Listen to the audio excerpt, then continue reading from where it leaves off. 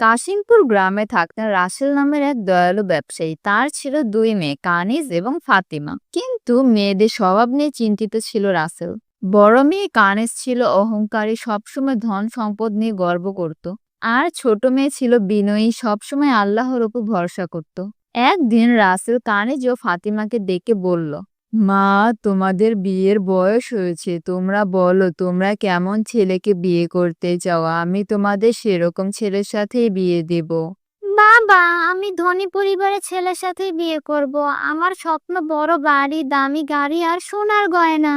মা ফাতিমা, এবার তুমি বলো তুমি কেমন ছেলেকে বিয়ে করতে চাও।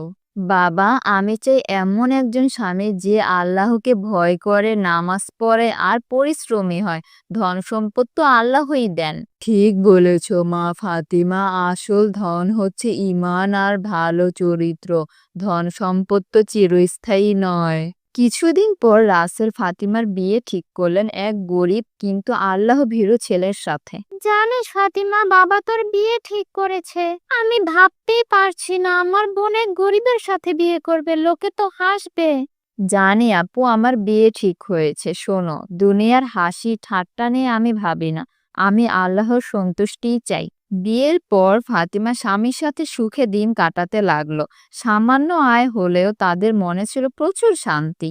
অন্যদিকে কানিজ ধনী পরিবারে বিয়ে করে, কিন্তু ধনী স্বামী পেয়েও সংসারে ছিল ঝগড়া, বিবাদ, অহংকার আর অশান্তি। আমার স্বামীর এত টাকা পয়সা থাকতেও কেন আমার মনে শান্তি নেই?